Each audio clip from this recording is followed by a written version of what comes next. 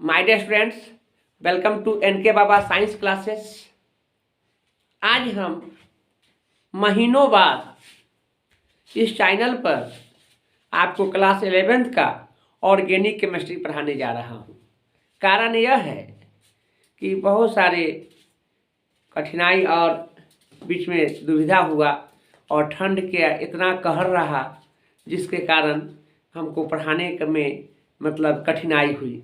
तो अब जो है हम इस यहाँ से स्टार्ट कर रहे हैं और रेगुलर रहेंगे आप लोगों के बीच।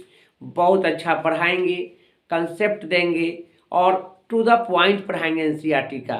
साथ ही साथ आप यह जानेंगे कि एनसीईआरटी का जो सिलेबस है क्लास 11th उसको हम यहाँ पर रखे हैं। पहला चैप्टर से रखे हैं क्लास 11th का, जो ऑर्गेनिक केमिस्ट्री जहाँ से स्टार्ट हुआ है वहाँ से हम पढ़ाना स्टार्ट किए हैं। वह क्या है, ऑर्गेनिक केमिस्ट्री क्या है, ऑर्गेनिक केमिस्ट्री में किसका अध्ययन करते हैं, ऑर्गेनिक केमिस्ट्री में कार्बन के साथ और कौन सारे तत्व आते हैं, ऑर्गेनिक केमिस्ट्री सबसे पहले किसने दिया, उसका किसने खंडन किया, ऑर्गेनिक केमिस्ट्री में कंपाउंड जो होते हैं ऑर्गेनिक किस किस रूप में दैनिक जीवन में उपयोग हो रहे हैं, ये सारी बातों को हम यहाँ पर रखे हैं। वास्तविक रूप से जानिए कि केमिस्ट्री का मतलब ही होता है ऑर्गेनिक केमिस्ट्री, जो जीवन से जुड़ा हुआ रसायन है, जो इसके बिना जीवन संभव नहीं। हमने इस बात को लिखा है भी यहाँ पर है, कार्बन नहीं तो जीवन नहीं। दुनिया की समस्त जो पौधे एवं जंतु है सजीव है और इन सजीवों का निर्माण में कार्बन के यौगिक का होना आवश्यक है। DNA deoxyribonucleic acid, RNA ribonucleic acid, protein, carbohydrates, vitamin, यह सब के सब क्या है, कार्बन के यौगिक है। जितने भी मेडिसिन वगैरह हैं, जितने भी मैन्युफैक्चरिंग होने वाले वस्त्र है, दवा है ना, बहुलक है, सब के सब क्या है, कार्बन के यौगिक है।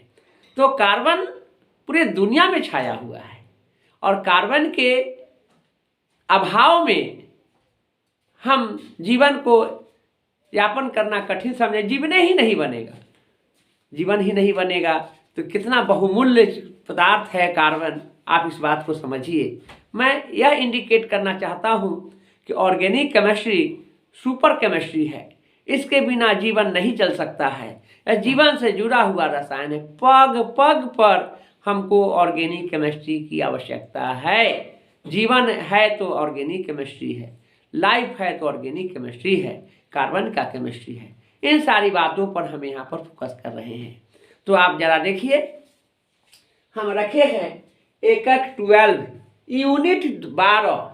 यूनिट 12 चैप्टर 12 की मैं बात कर रहा हूँ, एनसीईआरटी का है और यहीं से आपका कार्बनिक रसायन स्टार्ट हुआ है। तो यहाँ पर इसमें है कि कार्बनिक रसायन लिखा हुआ है, चैप्टर ए का नाम है कार्बनिक रसायन, कुछ आधारभूत सिद्धांत तथा तकनीकें, organic chemistry some basic principles and technique use.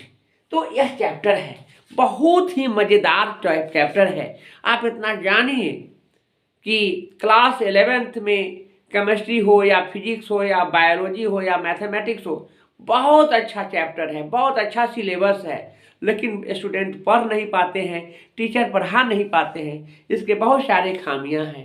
कारण यह है कि मैट्रिक एग्ज़ाम के बाद रिजल्ट आते आते एडमिशन लेते लेते अक्टूबर नवंबर हो जाता है और नवंबर के बाद अक्टूबर के बाद नवंबर के बाद 3-4 महीना ही आप लोग स्टडी कर पाते हैं कि 12th में आप लोग प्रवेश कर जाते हैं। कहाँ से सिलेबस कवर होगा, आप सोचिए। और 12th जानते ही हैं कि आपका बोर्ड है, हर टीचर की जिम्मेवारी होता है। खुद मैं ही जनवरी लास्ट या फरवरी के फर्स्ट वीक में 12th स्टार्ट कर देता हूँ, तो सिलेबस तो छोड़ना ही ना पड़ता है। तो सिलेबस छोड़ना बहुत बड़ा अपराध है। आप नॉलेज रखबे नहीं करेंगे 11th का तो 12th अच्छा कैसे होगा।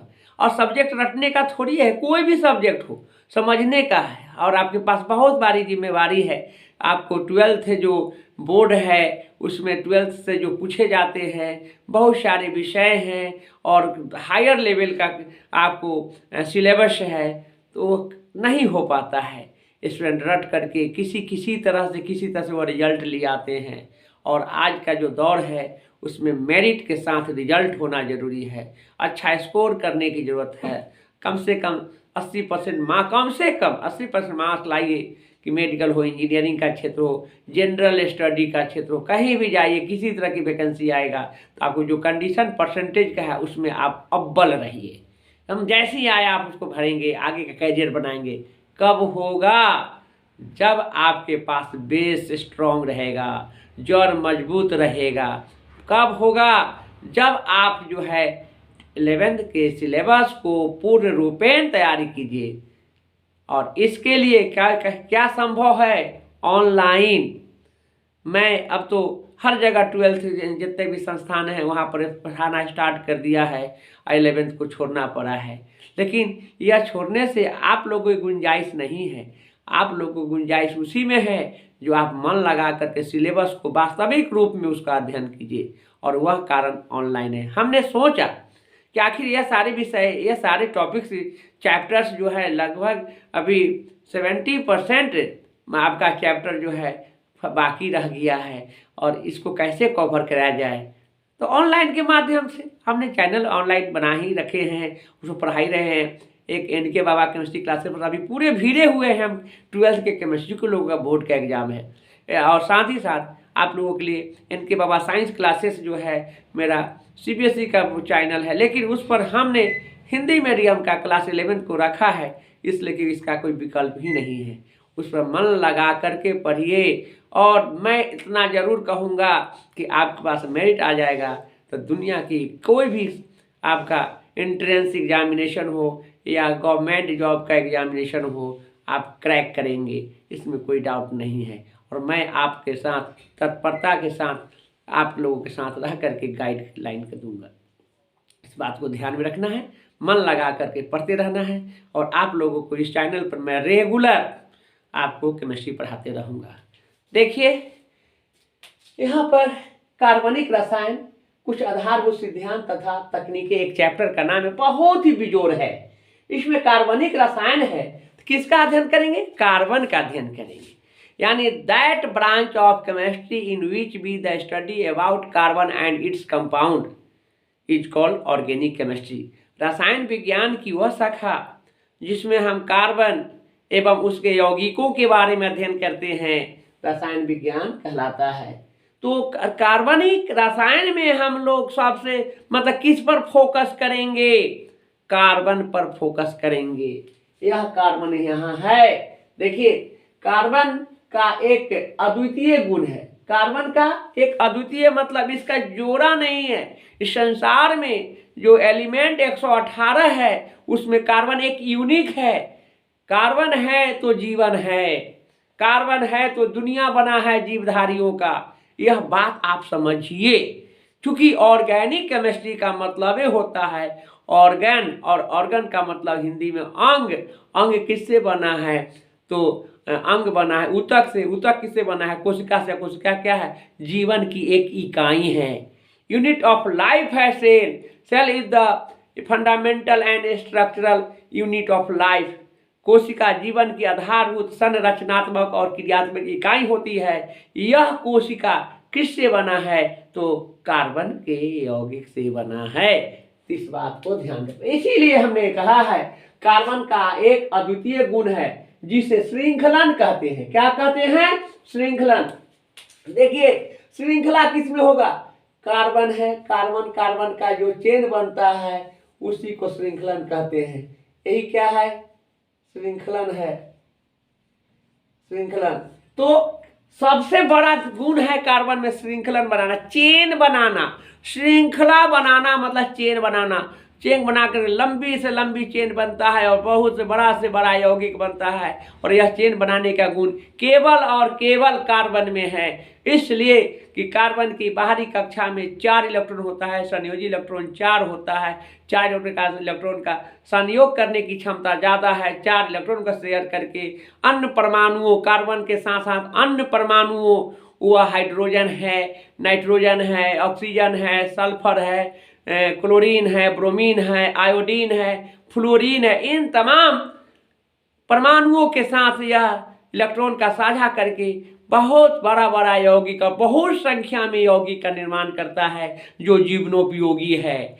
यही बात हमें लिखा है, श्रृंखलन है। पूछेगा कार्बन का एक अद्वितीय गुण क्या है, श्रृंखलन है। यह क्वेश्चन 2000 आपको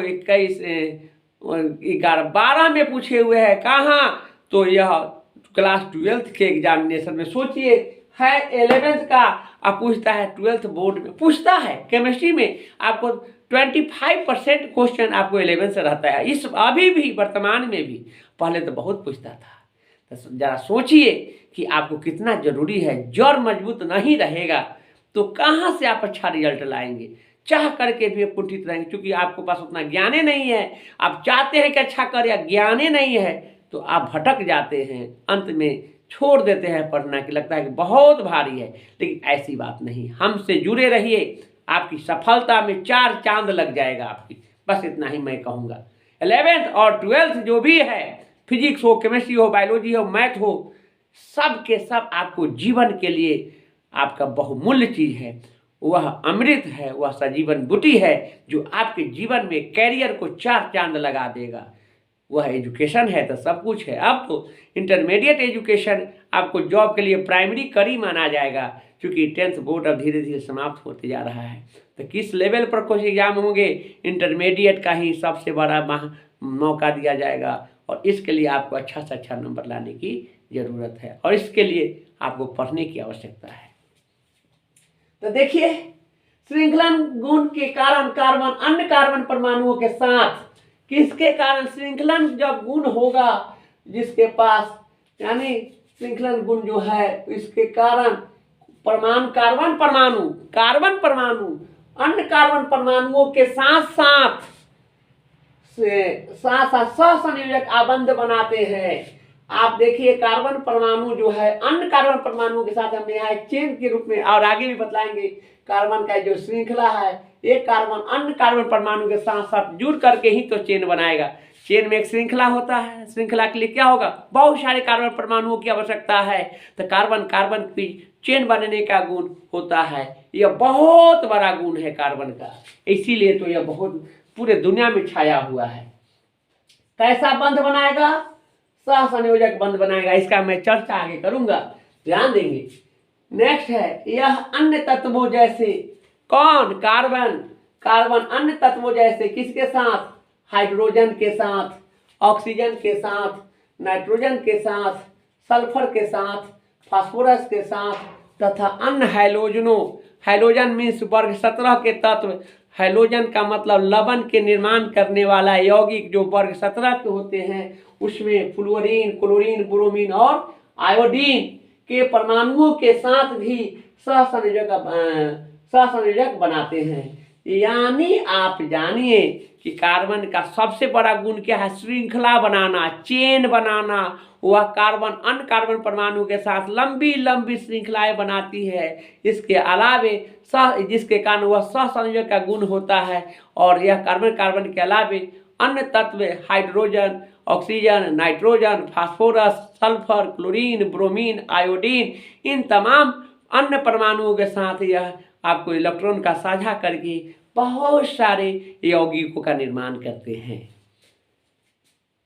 इस प्रकार के यौगिकों का अध्ययन क्या कहलाएगा, रसायन शास्त्र की। इस प्रकार के यौगिकों का अध्ययन रसायन शास्त्र की एक अलग शाखा के अंतर्गत किया जाता है, जिसे कार्बनिक रसायन कहते हैं। यह जो श्रृंखलन के साथ जो कार्बन के इलेक्ट्रॉनों के साझेदारी के द्वारा जो यौगिक बनाता है, इस प्रकार के यौगिक जो बनेंगे उसका अध्ययन रसायन शास्त्र यानी रसायन विज्ञान की एक अलग शाखा बन गया है, एक अलग ब्रांच बन गया है, जिसके अंतर्गत हम किसका अध्ययन करते हैं, कार्बनिक रसायन। तो जिसे हम क्या कहते हैं, कार्बनिक रसायन कहते हैं। यानी कार्बनिक रसायन विज्ञान की वह शाखा है जिसमें कार्बन के साथ साथ उनके अन्य परमाणुओं का जो यौगिक बनता है उसका अध्ययन करते हैं, जो यहाँ पर हमने बहुत अच्छे ढंग से बतला दिया।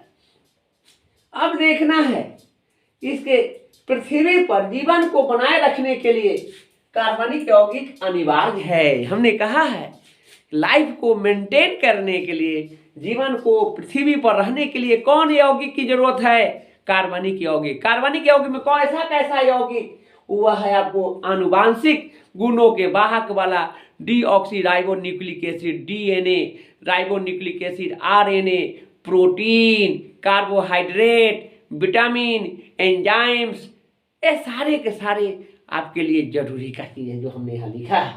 पृथ्वी पर जीवन को बनाए रखने के लिए कार्बनिक यौगिक अनिवार्य है, कार्बनिक यौगिक अनिवार्य है। इसके अंतर्गत जटिल अणु, कॉम्प्लिकेटेड, भारी भारी, यानी वह यौगिक जो आप लोग जानेंगे, जटिल यौगिक, जटिल अणु जैसे कौन सी, आनुवांशिक सूचना वाले डीऑक्सीराइबोन्यूक्लिक एसिड, जिसे डीएनए हिंदी में भी लिख दिए हैं और अंग्रेजी में भी डीएनए, तथा प्रोटीन। डीएनए प्रत्येक जीव जातियों में, प्रत्येक दुनिया की जितने भी जीव है, चाहे वह छोटे हो या बड़े हो या पौधे हो या जंतु हो, सभी में अलग अलग तरह के डीएनए होते हैं। यही आनुवांशिक गुणों के वाहक होते हैं। माता और पिता के गुणों को ढोने का जो काम संतति तक, संतान तक जो होते हैं, पीढ़ी दर पीढ़ी, जेनरेशन टू जेनरेशन, यह कौन करता है, डीएनए करता है। तो डीएनए कैसा कंपाउंड है, ऑर्गेनिक कंपाउंड है, कार्बनिक यौगिक है। जटिल है कि कठिन है, कठिन है, जटिल है, सिंपल साधारण नहीं है, जटिल यौगिक में है, आता है। तो डीएनए है तो जीवन है। यह डीएनए कैसा कार्बनिक है, कैसा यौगिक है, कार्बनिक है। हमने कहा है पौधा हो, जंतु हो, बैक्टीरिया हो, वायरस हो, है कोई भी लिविंग थिंग्स हो, लार्जेस्ट एनिमल हो, स्मॉलेस्ट एनिमल हो, डिफरेंट टाइप्स का क्यों न हो, सब में डिफरेंट टाइप का डीएनए होते हैं। किसी का डीएनए मैचिंग नहीं करता। डीएनए फिंगरप्रिंट होता है, मैं पढ़ाऊंगा डीएनए फिंगरप्रिंट से। आज जो देखते हैं आधार कार्ड से जुड़ा हुआ है, अंगूठा दबाते हैं, आपको किसी का मैचिंग करता है क्या, नहीं करता है। यह अद्भुत चीज है, अद्भुत चीज है। वह किसके का देन है, कार्बन के यौगिकों का देन है। तो जरा समझिए, और इसलिए इसकी महत्व ज्यादा है और इसलिए इसको पढ़ने की आवश्यकता है। जैसे आनुवांशिक सूचना वाले डीऑक्सीराइबोन्यूक्लिक अम्ल, डीएनए या तथा प्रोटीन जो हमारे रक्त, कहाँ, ब्लड में डीएनए है, मांसपेशी, शरीर की जो मांसपेशियां होती है, एवं त्वचा के आवश्यक यौगिक बनाते हैं। देखिए कार्बन के यौगिक जो है, डीएनए तो बनाता ही है, प्रोटीन बनाता है, हमारे शरीर में रक्त, ब्लड जो है, मांसपेशी एवं त्वचा के आवश्यक यौगिक बनाते हैं। जरा सोचिए, खाना खाना बंद कर दीजिए, शरीर कमजोर हो जाएंगे और धीरे धीरे खून की कमी हो जाएंगे और अंततः आदमी मर जाता है। खाना में क्या है, कार्बन के यौगिक है, कार्बोहाइड्रेट है, प्रोटीन है। मुख्य रूप से भोजन के रूप में क्या लेते हैं, कार्बोहाइड्रेट जो ऊर्जा देता है। रोटी, चावल, भात, दाल जो खाते हैं, है ना, चावल रोटी जो खाते हैं, आलू ये सब खाते हैं, क्या है, कार्बोहाइड्रेट खाते हैं। कार्बोहाइड्रेट से पेट भरा जाता है। प्रोटीन तो मेंटेन है, उसको पोषक तत्व या विटामिन को लेते हैं, लेकिन पेट भरने का काम मुख्य रूप से कौन करता है, कार्बोहाइड्रेट। इसलिए कि ऊर्जा सबसे ज़्यादा देता है। पढ़ाएंगे चैप्टर 12 में, पढ़ना है सारी बातों को खूब बढ़िया से। हो गया, मांसपेशियां, रक्त, त्वचा के यौगिक बनाते हैं। नेक्स्ट है, पॉइंट के रूप में हम रखे हैं कार्बनिक यौगिक, कपड़ों, जो भी वस्त्र है पौधों से तो बना है, धागा से, कॉटन है, पॉलिस्टर है, ये सारे टेरिलीन है, ये सब किससे बना है, प्लांट से बना है। तो वस्त्र भी पर पौधा है तो कार्बन है, कार्बन है तो पौधा है। पौधा का प्रोडक्ट क्या है, वस्त्र के रूप में, ईंधन जलाने के रूप में कोयला है, लकड़ी है, पेट्रोल है, कोयला है, लकड़ी है, ये क्या है, पौधे के तो भाग है। लेकिन पेट्रोल, डीजल, ये सब क्या है, जंतु का चर्बी है। तो पौधा और जंतु क्या है, कार्बन के यौगिक है।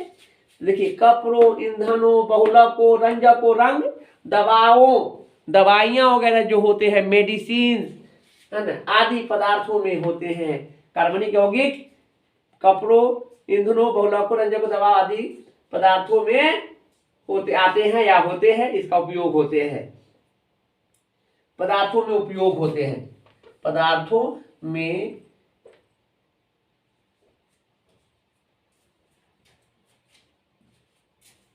उपयोग होते हैं। कितना मजेदार बात है, ध्यान रखेंगे। नेक्स्ट, कार्बनिक रसायन का विज्ञान कब से चला, लगभग 200 वर्ष पुराना है। केमिस्ट्री तो सदियों से है।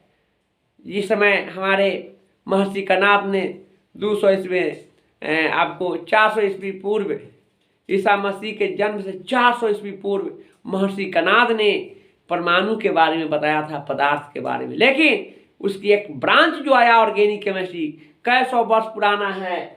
यह इसकी हिस्ट्री को हमने लिया है। यह कार्बनिक रसायन का विज्ञान लगभग 200 वर्ष पुराना है। कैसे कैसे डेवलप किया है उसकी बात मैं कर रहा हूँ।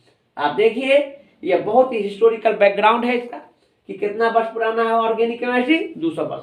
उसी समय देखिए ना, सन 1780 ईस्वी में के आसपास साइंटिस्ट, केमिस्ट, रसायनज्ञों मतलब रसायन वैज्ञानिक पादपों तथा जंतुओं से प्राप्त कार्बनिक यौगिकों एवं खनिज स्रोतों से अकार्बनिक यौगिकों के बीच विभेदन किया, अलग किया। कार्बनिक और अकार्बनिक यौगिकों का अलग अलग विभेद किया, अंतर करना प्रारंभ कर दिया था। कब करना कर दिया था?